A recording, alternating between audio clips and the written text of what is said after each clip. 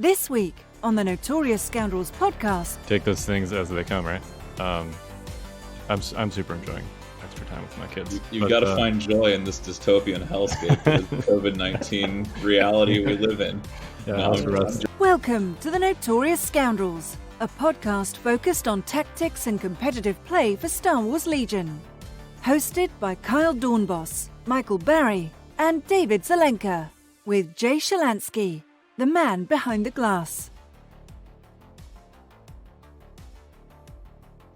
Hello and welcome back to the Notorious Scoundrels podcast. I'm Kyle. I'm here with Mike and David. How you guys doing? I'm great. I don't know what day it is. Dave, how are you doing? It is Monday. I know that much. It's raining outside, and I'm glad to be indoors talking about Legion with my fellow co-hosts. So I'm doing pretty good. Sweet. So yesterday, my kids fought over whose side of the bathtub had more bubbles in it. Wow. So I'm about ready for the playgrounds to reopen. And so I would just like to ask, were they counting the bubbles, or was this just like a general, assessment of like various bubble viscosities? Yeah, I mean they're 1 and 3, so they're not. My daughter can count to like 15 to 20, but it's like there were bubbles covering the entire surface of the tub. So it was more of an abstract toddler brain moment where you just assume that your sibling has it better, slightly higher stack of bubbles over on that other side. So yeah, zero chill. it's an insight into the toddler value assessment, right? It's all about the bubbles and the Paw Patrol toys. It's a simpler Yikes. life. Yeah. Yeah. So that was part of my day yesterday. Honestly, it was hilarious because you got to take those things as they come, right? I'm super enjoying extra time with my kids. You've got to find joy in this dystopian hellscape, this COVID-19 reality we live in. Yeah, no, I'm joking. I have not got much painting done. Not recently. Don't worry, neither have I. But I have played some Legion games. At least I played one Legion game over the weekend. Hey. So there was that. You did. Yeah. I was there. You did. You casted it. I did. It was a good time. Yeah. You got any? I mean, we don't have to dissect the game, but you got any high level thoughts? High level thoughts. So it was a droid mirror match, which was fun and different. It was basically strike teams versus no strike teams, in that you guys all brought the same units, except one was strikes and one was not. I don't know. I think it was a very interesting match. I would encourage people to watch it on Dash's TV. But I don't know. I mean, I think that a lot of it was very skillful play. You got a unit deleted very early. That was not skillful play. It was awesome. I had been talking for the last 10 to 15 minutes about how Kyle never makes aggressive plays. and then you put him over on the board edge, and I was like, well, we'll see how this goes. It was an aggressive play, and I lost them immediately on the first activation of the next turn. And it was funny because I had been talking 5 minutes before that about whenever Kyle gets aggressive with his lightsaber character, he immediately regrets it. And there we were. Yeah, and LJ is obviously a very good player, and he saw that opportunity and punished me for it. So yeah. But eventually I slugged it out, and I won on points tie. Yeah, it was definitely one of those moments where from Anchorman, as soon as I finished moving them up there, I was like, I immediately regret this decision. Yeah. What I will say is that it was kind of a really good showcase of being able to leverage like a unit's range band, like multiple units across your army's range bands to like manage threat ranges of your opponent and hedging them out by activating the correct units in the right order. I think that that's something that you generally do very well, by like identifying which units you can kind of go in first with on one turn or go in last with another turn to basically take the most opportune shots without taking return fire. Like it was very clear throughout the game that the LJ had decided that he was going to take an aggressive position over the middle key position, and you had decided very early on in the game that you were going to play the long game, and that like you were actually backing away from the key position on turns 3 and 4 with some units in order to kind of manage that threat bubble.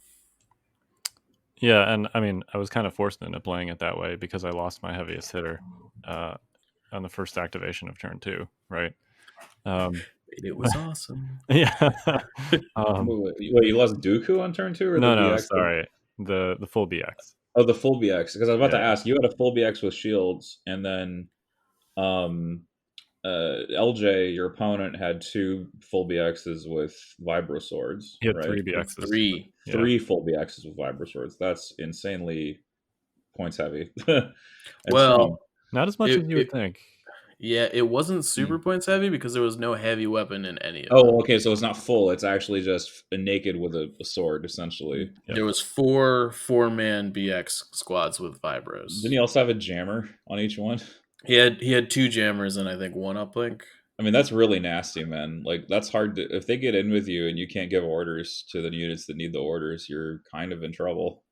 What was hilarious about it was that Kyle had a full BX commando squad with a sniper, and a 4-man BX squad wiped it out in one shot. Yeah, that's also funny. Yeah, it was it was something. That's kind of like not supposed to happen, right? Yeah. Like, that's not supposed to happen. What? No. Yeah, it was like, your stormtrooper squad with a DLT got wiped out by a naked stormtrooper squad. Like, yeah. That was not quite. Not that it's completely the same, but it's naked storms don't throw 8 dice. Right, yeah. But they can still roll 2 crits. I know this. Yeah. I've lost units to this. They take you to Value Town, those naked trooper squads. Yeah, but I mean, regardless, they were out of position. LJ punished me for it, and we slugged it out for 5 more turns. Yeah, I mean, I think the way you played the rest of the game was indicative of how a good game of Legion should be played, and I think it was sort of a little bit of you made some mistakes, so maybe it's not a masterclass, but it's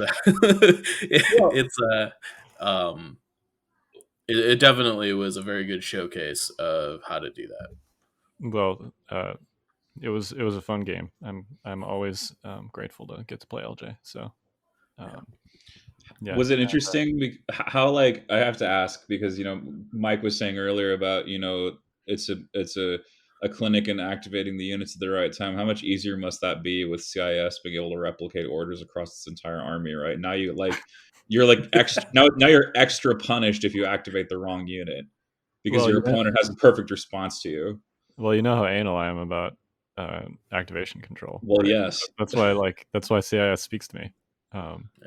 I can just do exactly what I want whenever I want to. It was funny on turn like 5 or 6. It actually became like very apparent that he was gonna like not get a couple order tokens down, and like you could tell he was getting frustrated, even though we couldn't like see him on camera or whatever. Like moving the mouse around, like he was clearly trying to figure out a way to do it, like the turn before, and he just like it wasn't gonna happen. It was like physically impossible. In that instance, it was basically irrelevant. Yeah, it still pissed me off. Like I didn't even have him on comms, and like I could tell just by the way he was like interacting with the TTS environment. I was like, oh, he's upset. I think on those last 2 turns there was a couple instances where like AI triggered, and I think that tilted me more than like losing an entire VX squad in one shot. I was like, damn it, where's my base up? Sorry, language. Right. Anyway, yeah. So that was that game. Yeah. And it's our bracket is super tough. I have no illusions about getting out of it. But That was a good step in the right direction. yes, LJ is a very tough opponent. So,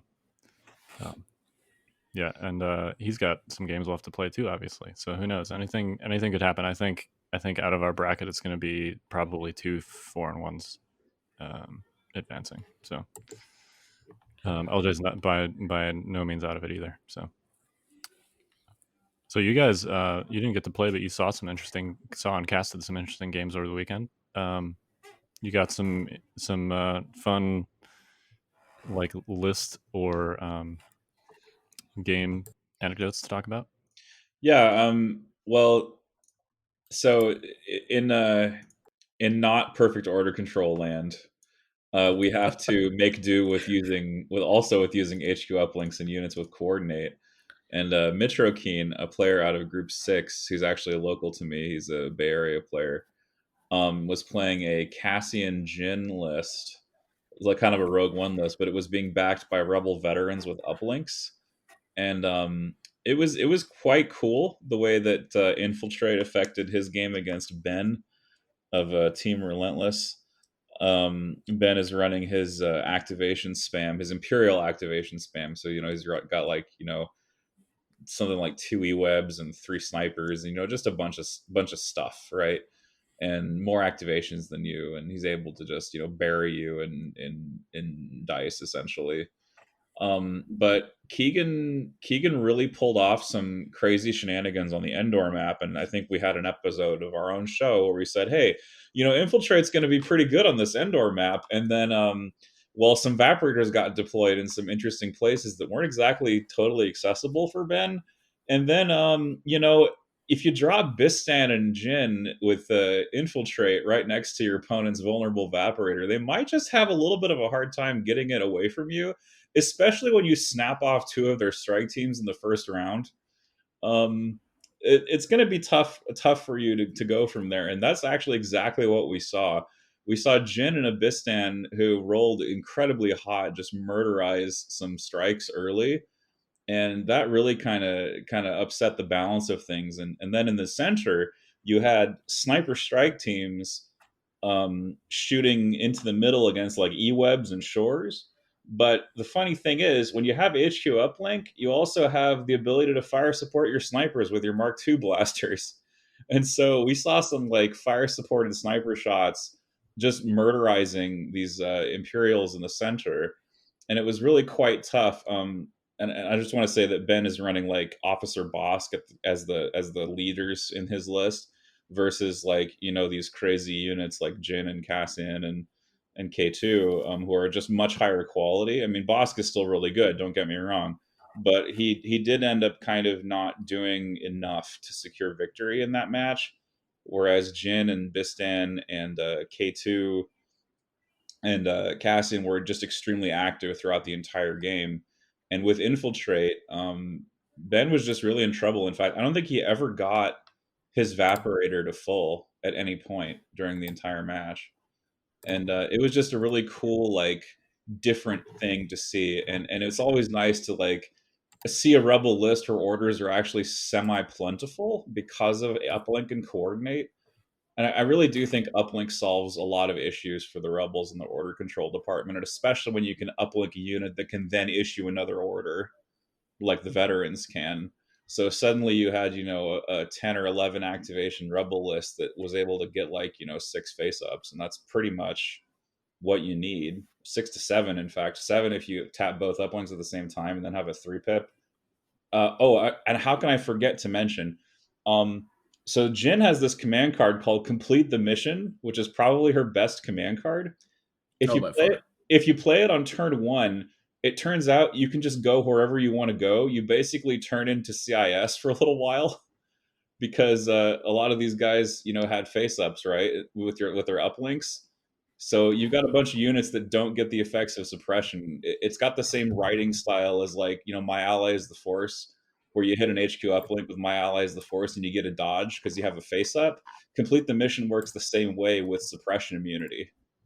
So the rebels were like suppression immune across their entire army for like a turn, and that helped them move up really fast and get those blasters into range 3 to start their fire support shenanigans.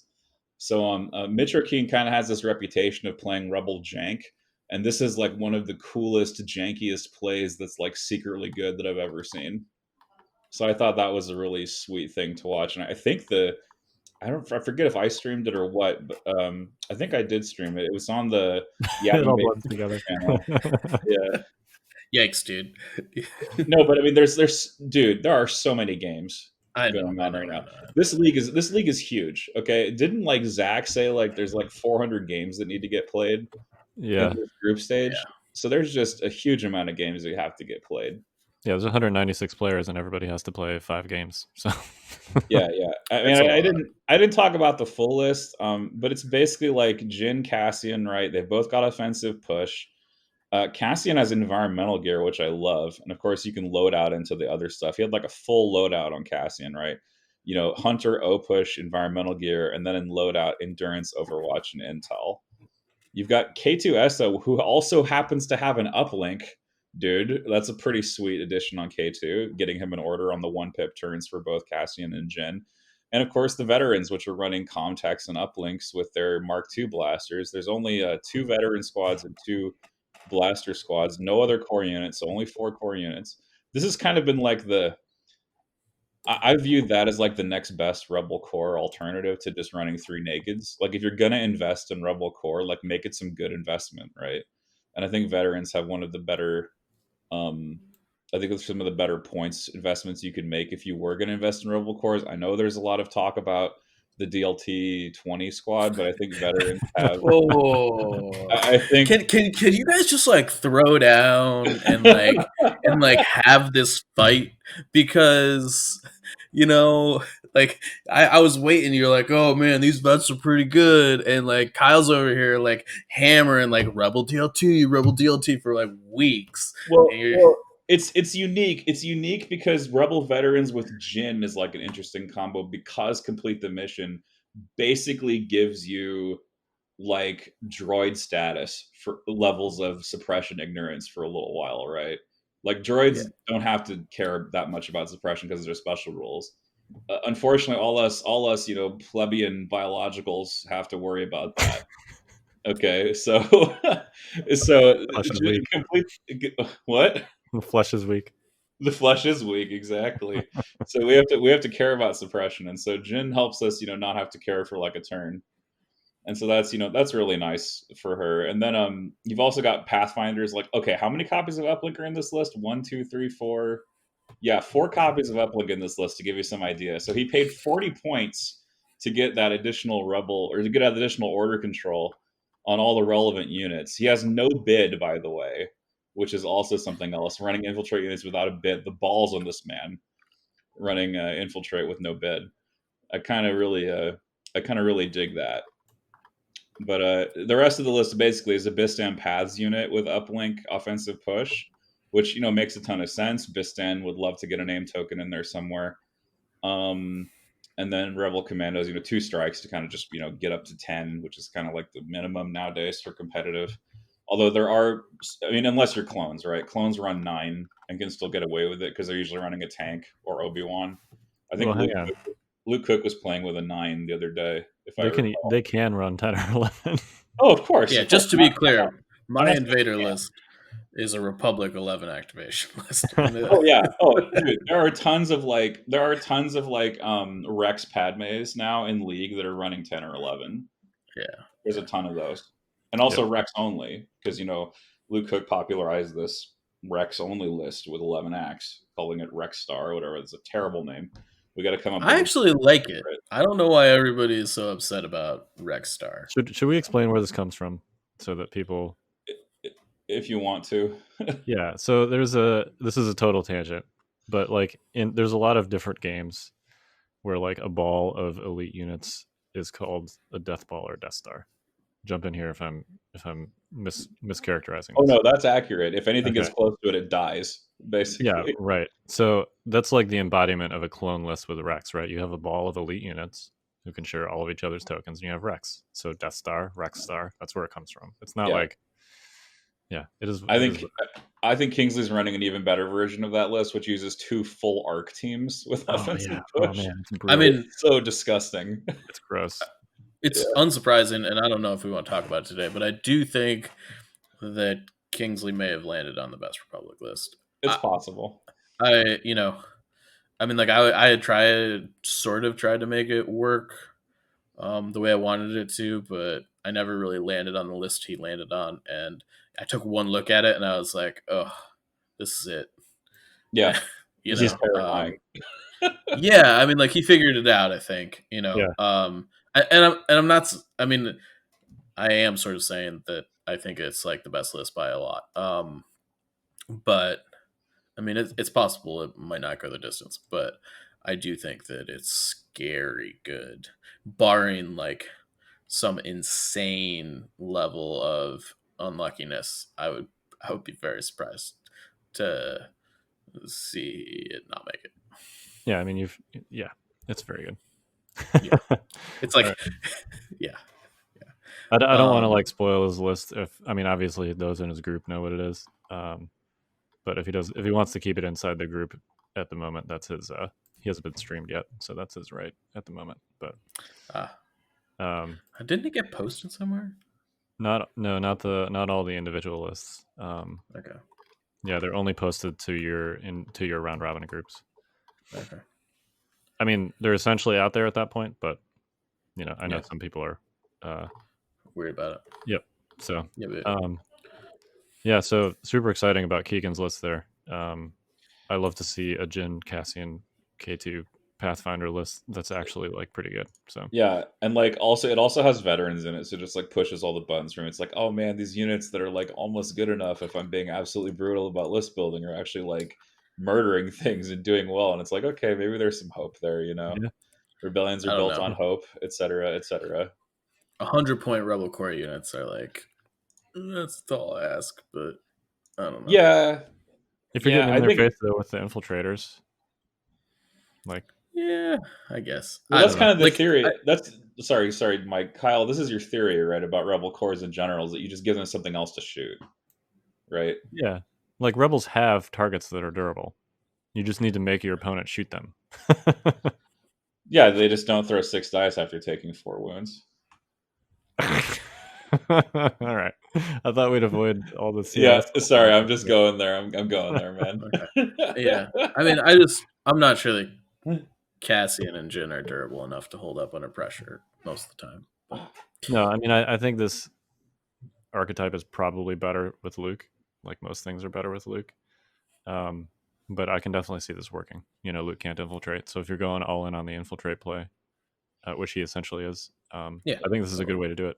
Yeah, and that kept like Bosk off his cores, right? Because Bosk was like, how the heck am I handling this infiltration? And Bosk was shooting like maximum danger sensed Pathfinders all game and actually having his stuff deflected because the saves came up and like danger sense decided to work.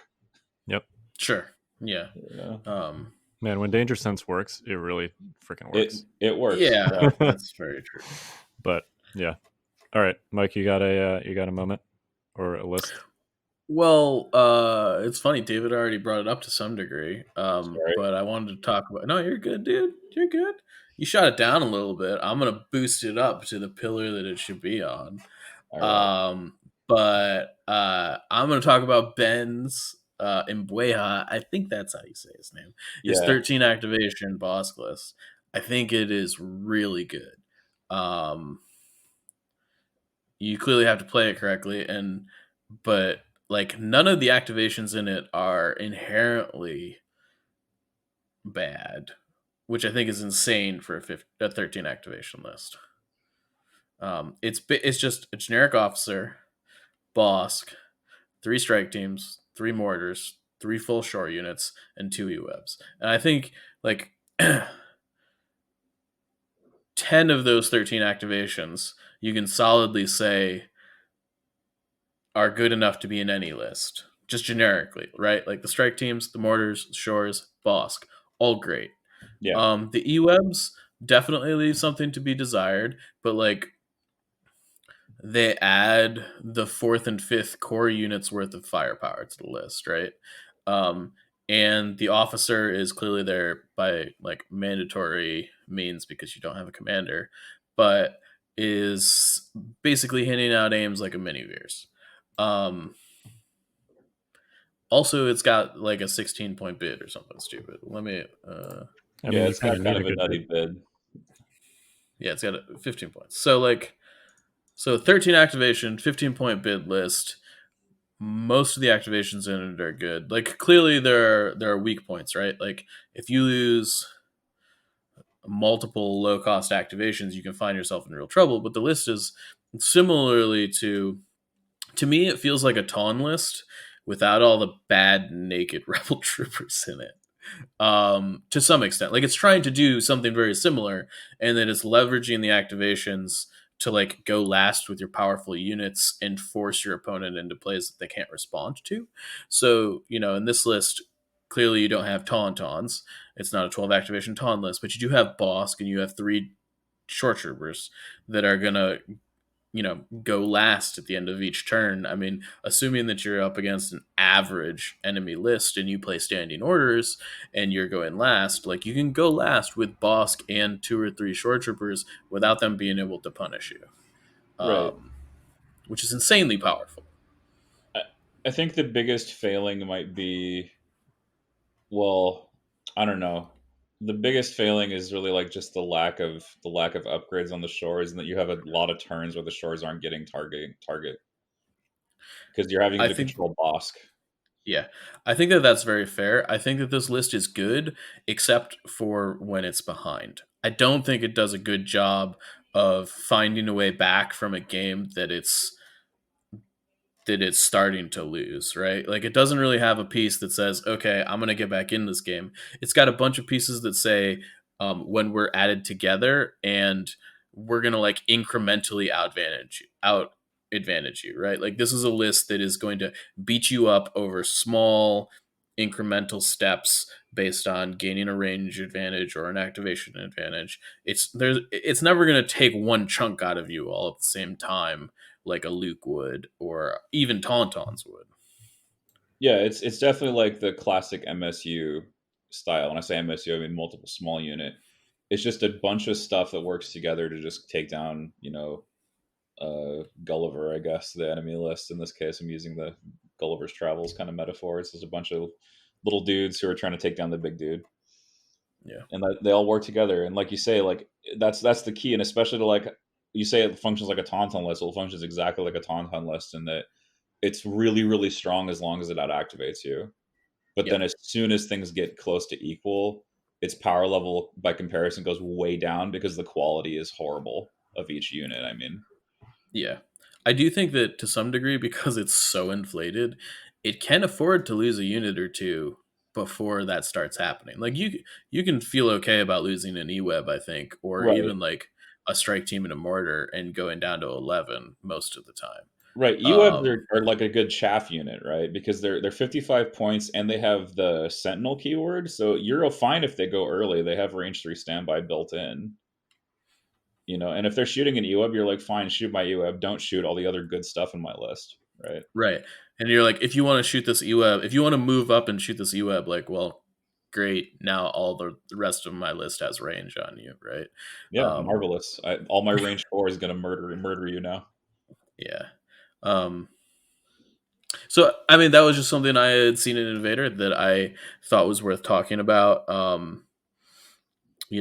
think a lot of the Bosk lists that we've seen in the past had been somewhere between 10 and 11 activations. Yep, This one that's just the struck classic. me as something that's a bit more robust than that. Yeah, and definitely like people are also trying to find ways to run shores like well after the comms relay nerf. Yeah, Is like what happens to the short trooper, and this is definitely a style that you can do.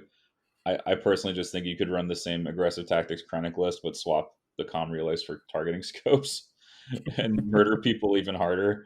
But that's just me. Ben's doing his thing, and yeah, 13 activations is really intimidating when you have strong last plays like Bosk and Shores. yeah. I mean, when you get up with this list, right? Like and you start deleting their activations before they start touching yours, and you start snowballing it to like you have a 5 or 6 activation advantage, it feels really dirty. Yeah, you just grind your opponent under because it's like you can't do anything to me safely anymore. Yeah. I'm kind of jealous actually. I feel like I would love this list, and I'm sad that Ben thought of it, and I. Like, no, I'm kidding, Ben. But yeah, I mean, it's kind of like an extension of the classic 11 activations Veer's Bosk list, except you're basically saying, how much better is Veers really than an officer, and also let's just replace those stormtroopers with shore troopers Yeah. and mortars. It makes complete sense too to run the generic instead of Veers, because what does Veers actually bring to this list? Like recover, it's like who actually cares about that right now? Yeah. Hardly anyone, If and that your really cares. units need to recover in this list, like you're already behind, like way Yeah, behind. like you shouldn't Well, even be taking there's no suppression off. yeah, there's no recoverable upgrades. So Yeah, exactly. Does yeah. Evasive maneuvers is irrelevant. Maximum firepower is nice, but I think you'd rather have an ambush for Bosk, Yeah. Yeah. or even a shore, in the right place to last first. Mm-hmm. All right. So speaking of lists, let's real quick hit. We actually got this list topic idea from a listener. So let's hit just how we think about building a list for a tournament and in advance of a tournament.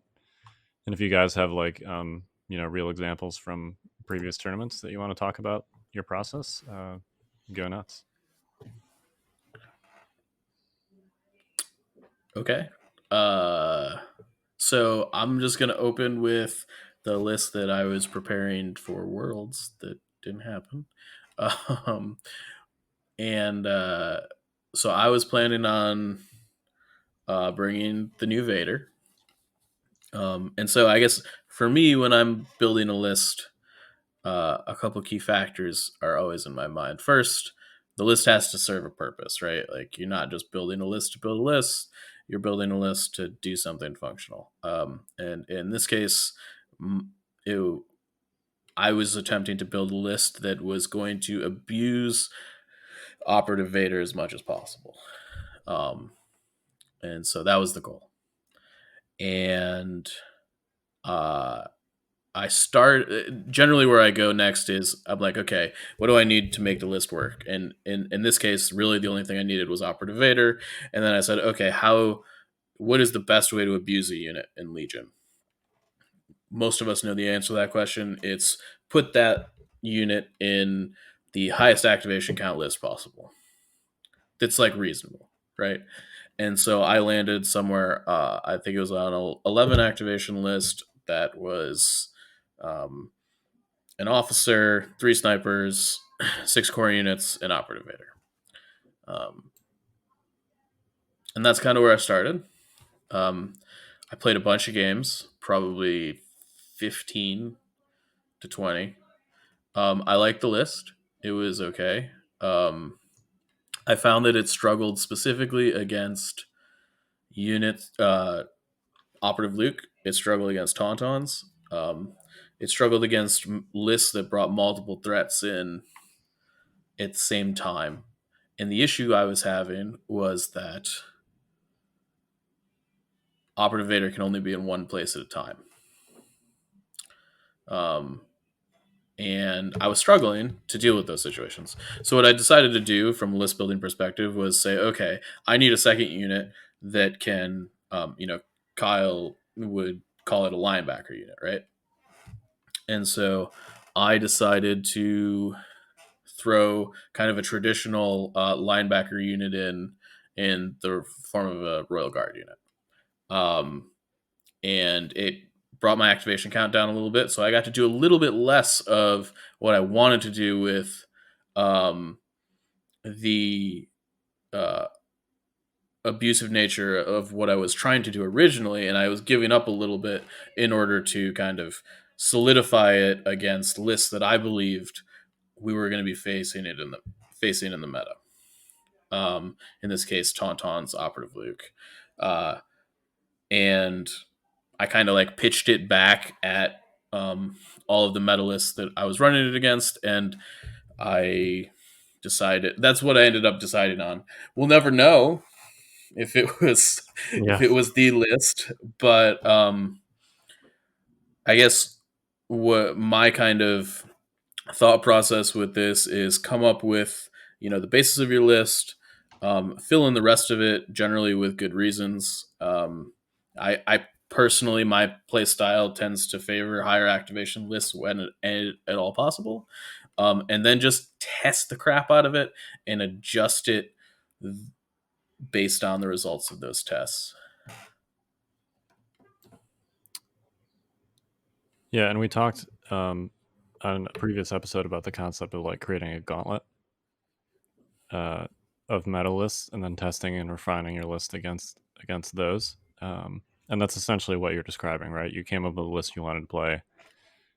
You tested it numerous times against what you expected to see at the tournament, and then you sort of shaved around the edges to come up with the answers that you felt you needed based on those tests. Yeah. And I made Gordon Chase's life miserable. I was going to say, if you're talking about facing a lot of high threat units shoved in your face, it sounds like you were playing Gordon a lot.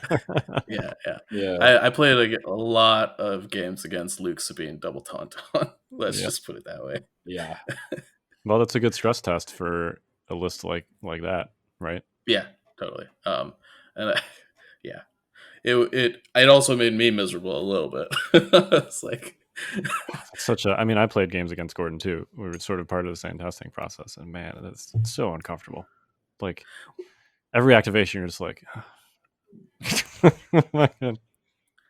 got this like he's got this like uncanny knack to be able to like bring all 4 units to bear against your army like at the exact same time in different places, and like his order control is terrible as far as like he doesn't have uplinks in his list. He doesn't doesn't believe that he needs that stuff, and he doesn't to some degree. Like he's good enough to operate without stuff like that, and it's just like every time I played against that list, it was like I felt like I was like backed into a corner fighting with like a knife in both hands, and like I was just flipping a coin to see if I would survive or not. And, sounds about right. So cool. Yeah. Well, what about you, David? What's your process?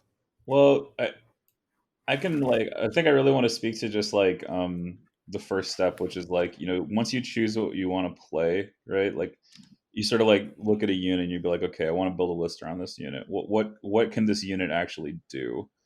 And then you sort of look for power pairs, right? So the first like power pair that comes to mind is Leia and Tauntauns, right? Specifically the uplink Tauntauns with the giant uplink move from No Time for Sorrows, right?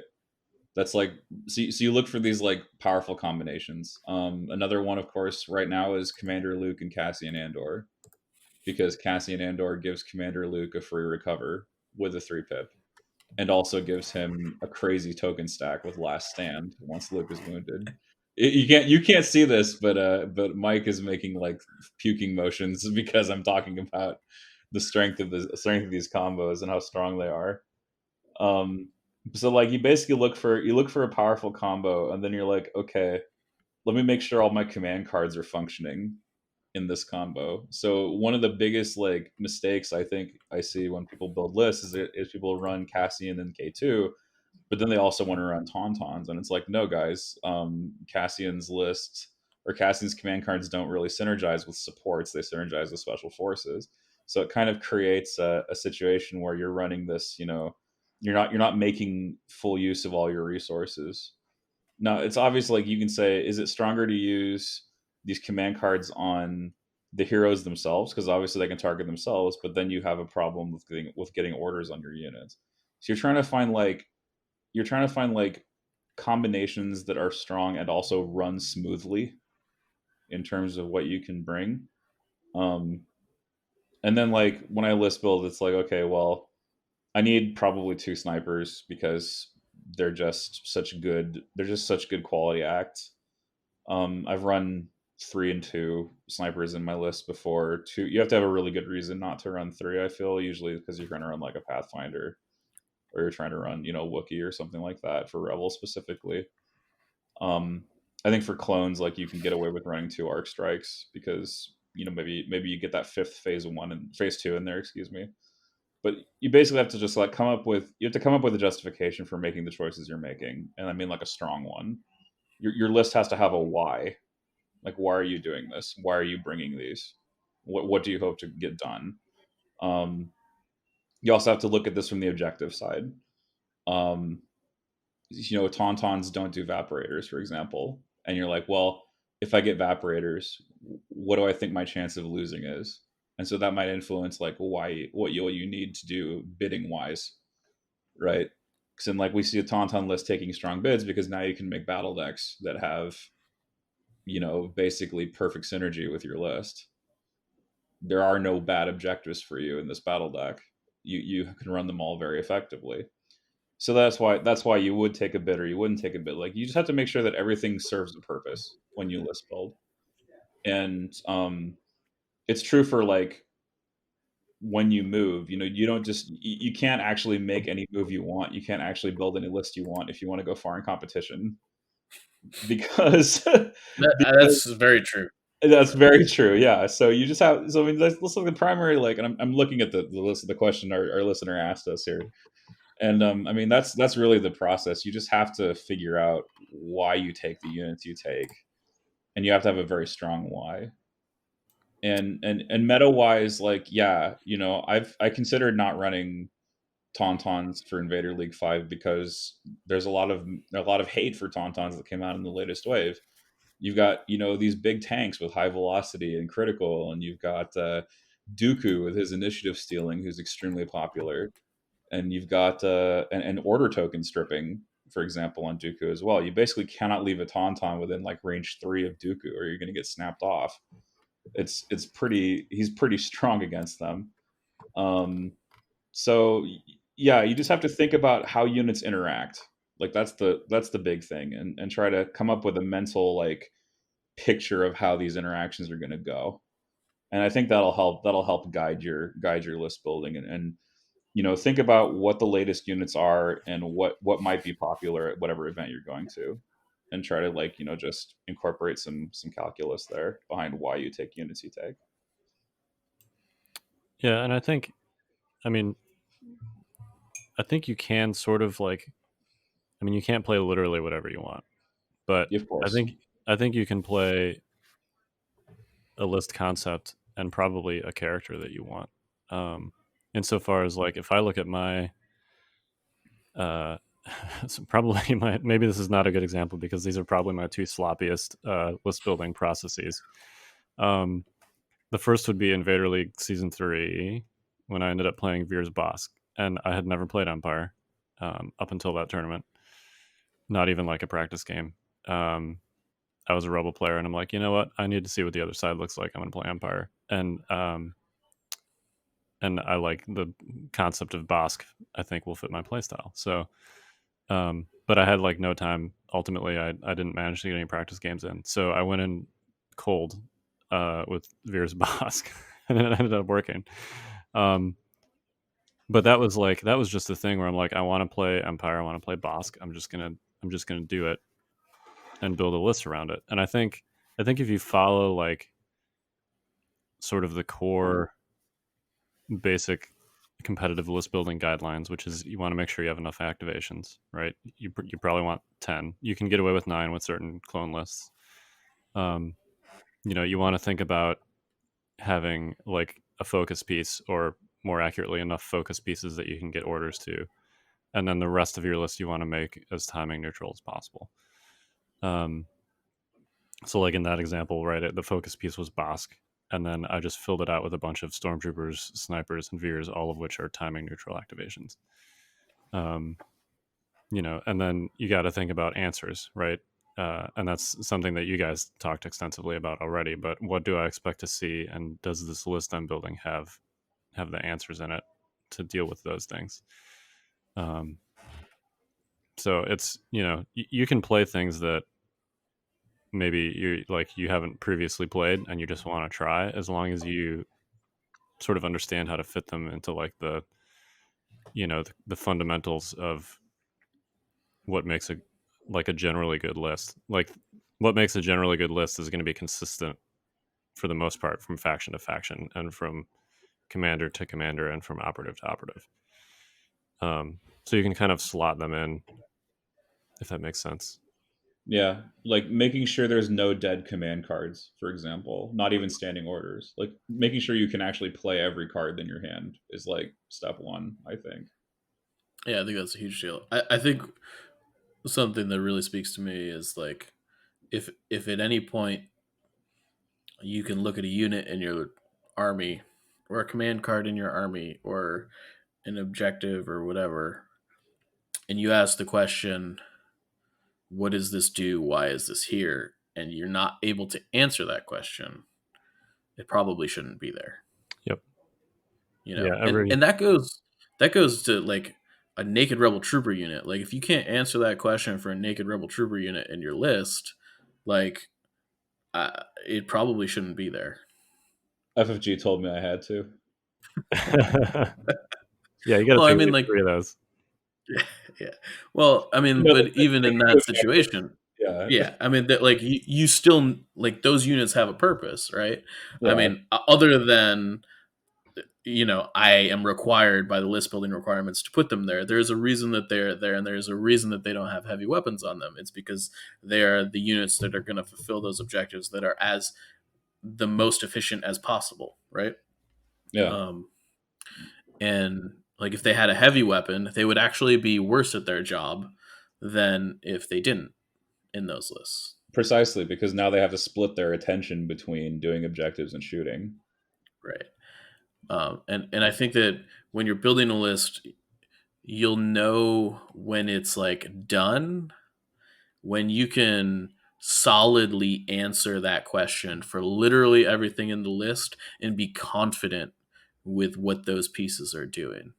That's going to take a lot of time. It's going to take a lot of games because you may not know the answers to you may have pieces in your list that you don't know the answers to until the situations where, it's relevant come up.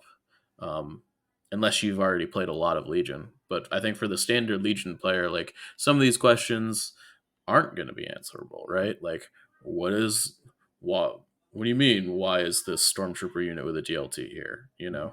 Um, there are answers to those questions, and you just have to find them. But if you can never find them, they shouldn't be there. Yeah. Sometimes you also run into like I don't know how to describe the situation efficiently, but like let's say well, I want a minimum of 11 activations in my list. That requires you to take certain units, right? Like for example, like R2D2 and then 3 sniper strike teams. It's like, well, this is actually not universally good, right? Because there are some lists that have like dedicated R2 killers, and some lists that have like your strike teams are useless against like droids, for example, unless you can hit their big pieces. So like it's sort of like you have to go in with the understanding that like if I want this to be true, I have to make these concessions. If I could like reliably find a unit that was good against droids in the way that snipers are good against clones for 48 points, I would replace that third sniper in a heartbeat, because then I would have a much more ability to be all around. 100%. But I have to take, I feel like I have to take the 3 snipers and the R2D2 because I get the extra 4 acts that way. You see what I mean? I think you're right. The answer to a lot of the sniper units is that they're efficient and they're able to boost your activation count. That's why they're there, right? They have they also are able to do some other things, but those are the core reasons that they're there. They turn out to be not very good against droids. I do want to dispel one myth about just like tactically using snipers against droids. Like I think if you knew that you were facing droids, you'd load up your list with flamers and ion and stuff like that. But if the reality is, if you're going to a tournament, you got to plan for all those other matchups in which those 2 to 3 snipers are going to be useful, right?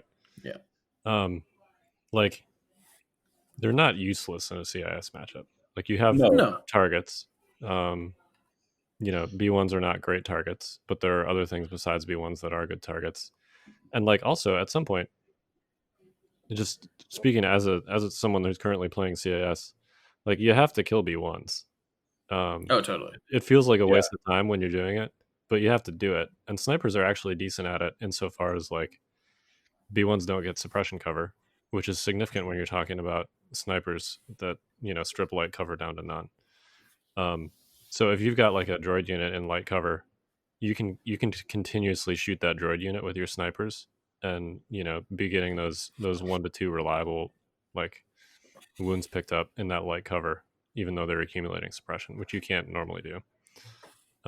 Is that the case, or did I pay for sharpshooter and then wasted it? I'm just kind of this guy. No, I mean not quite. Because I think what you mean is you paid for Pierce and aren't using it. Yes, that's mostly true because droids are usually only going to save on 1 facing out of 6. Yeah, but Pierce ups your reliability. It's not great against white saves, but it ups your reliability. Oh, certainly, yeah. Everybody loves Pierce when shooting tauns, for example, because every wound on a tauntaun is just so valuable. Yep.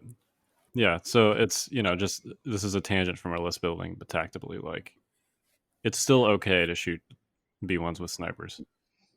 Just feels less good, and it is less good, just to be clear, than shooting a clone unit or a short trooper unit with a sniper. No question. But you still have to do it. Now we say it's tangential, but what we're discussing is the why. Right, we're kind of discussing the why, and you do have to at some level know these interactions to have the why built in, and like as you get more experience in Legion, you'll have those reasons, right? You'll have them known. They'll be known. You'll discover them. Yeah, and I mean, I think to kind of extend upon what you're talking about there, Kyle, like it's important to be able to shoot B1s before they get to you. Like it's important to thin their ranks before the main fight starts, and range 5 is good at that. Mm-hmm.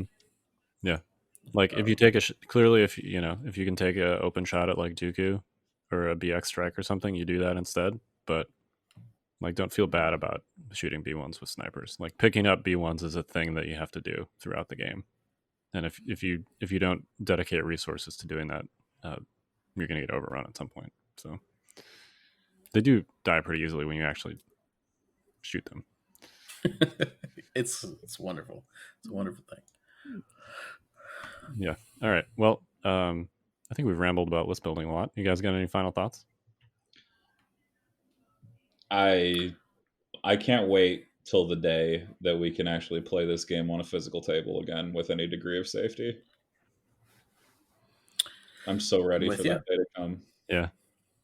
Because online is no substitute, and I miss going to my local, man. Totally. Yeah. No question. I think Huzzah just sent out something that they're going to open up, but you can't be in the store for more than 30 minutes. So, well, you can't play a game of Legion in 30 minutes. We're going to have to play some really fast skirmish games. Is Long March going to be the only eligible deployment? That's 6 feet, right? Yeah. That's probably not as funny as I thought it was. I had to think about it, to be completely honest with you. So I don't know if that says more about you or me. All right. Well, yes, I'm with you, David. I'm very excited to be able to eventually get back on a real table and play face to face with you guys and with everybody else. And until then, we'll continue Invader League for what it's worth, because that's how you play Legion right now, basically. We'd encourage people to follow that. There's plenty of streams. You guys both have streams. There's lots of other streams out there. Join the Discord if you're not already on the Discord. Besides Invader League, there's lots of other awesome things going on there. So, yeah. Any final thoughts? Final thoughts. Final thoughts. Yeah, this is like Jerry Springer. Final thought. Yeah, I'm sorry. Okay. I just mentioned Jerry Springer. If Okay, there you go. you want to just like bleep over that, that's fine. No, we should probably keep it in. I mean, that's endemic to his shows anyway. So I mean, it'd be a little bit of fun, a little bit of irony if we believe the mention of Jerry Springer There you go. It's a joke within a joke. Yeah. within a joke. I think the process of list building and refining lists is my favorite part of Legion. Try and enjoy it if you don't, and if you do it as much as you can. Yeah, get some homies that also like to list build and bounce stuff off each other. Yeah. All right. Well, we are the Notorious Scoundrels. I'm Kyle. I'm Mike. I'm David. Stay fresh, cheese bags.